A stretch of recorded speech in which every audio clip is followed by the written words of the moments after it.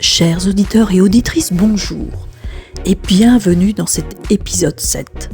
Aujourd'hui, je viens vous parler de l'engagement ou comment il s'ancre de manière métaphysique dans notre vie.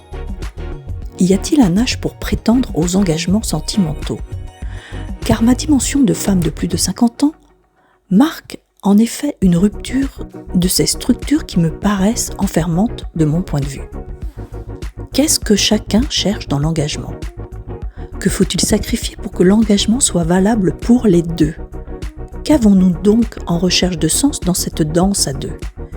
Y a-t-il une limite à vouloir être un duo tout en gardant son indépendance, son autonomie et surtout son individualité ?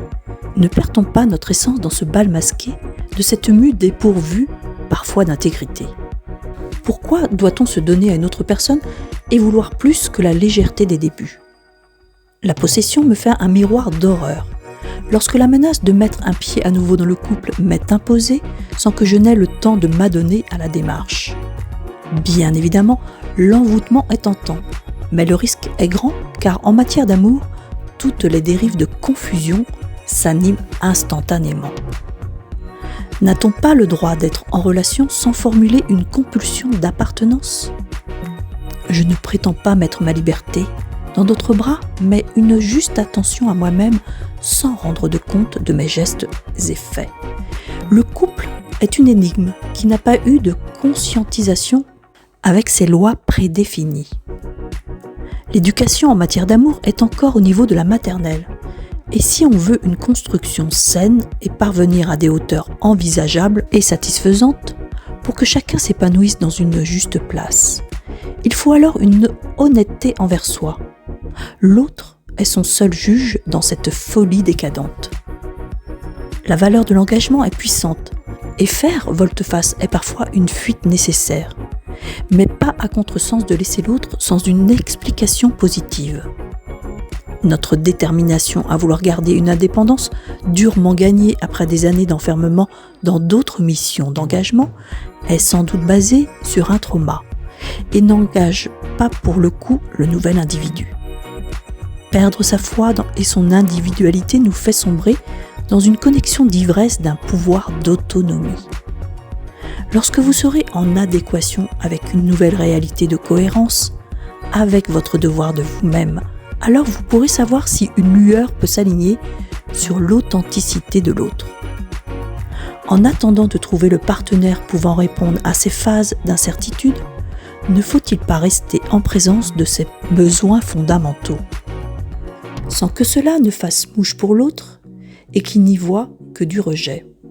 La principale action à mener est donc une proposition établie sur des règles fortes de sens. Et en qualité d'amour, la sincérité est une marque de respect. Vouloir se mettre en couple pour répondre à des normes ou des besoins de dépendance et de solitude est une affirmation de votre médiocrité. Sortir votre vulgarité et votre immaturité dans une prétention d'amour est un sujet que vous devez travailler. L'amour n'est pas un refuge pour les âmes égarées. Elle est un lieu douillet où l'autre nous transporte et nous fait sentir spécial. On trouve dans ce regard l'étincelle de joie et le moment venu, par une évidence, sans compromis, les deux s'unissent dans ce choix prestigieux de ne faire qu'une seule entité. Mais pour l'heure, le rêve n'est pas de ce moment précieux. Et si comme moi, une reconstruction doit se faire sans une âme bienveillante à vos côtés, alors soyez sûr que votre générosité viendra toucher un être de perfection. Un être qui saura garder en silence votre volupté et la subjuguer au détour d'une inattendue rencontre.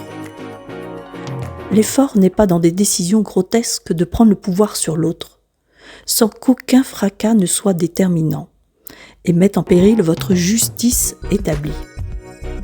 Le simple fait de mettre en exergue votre discipline prouve l'honnêteté de votre centre. Et cette qualité sait se mettre en avant quand la lâcheté de certains est encore à dormir au placard. Tous, nous aspirons à être en couple, mais le couple est un temple sacré, pas un déversoir de reproches et d'agonie de nos faiblesses.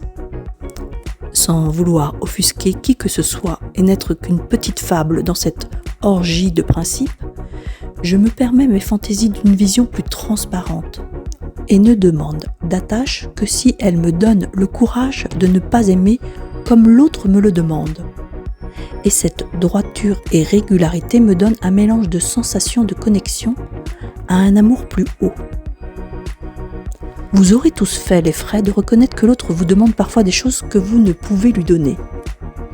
Et ces pesantes infamies sont des records d'éloignement. Quand chacun reste posté sur ses positions incompréhensibles.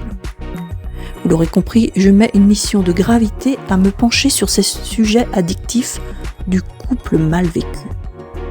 Je ne me mettrai jamais plus en danger pour un autre et ne saurais faire une joie à ces âmes qui attendent de moi quelque chose que je ne peux leur apporter. Chacun doit avoir la responsabilité de son propre engagement et ne plus être sujet à des attentes vicieuses. Le couple est un miroir de nos certitudes et fait une collision de nos erreurs passées. J'espère ne pas vous avoir compliqué sur le sens de l'amour, car ma démarche est un angle de vue proposé en toute connaissance de cause des facultés que chacun tâche d'épanouir.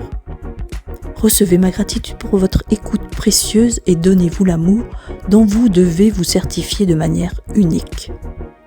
Avec toute ma gratitude et ma lumière, Catherine Anet pour Écriture Connectée.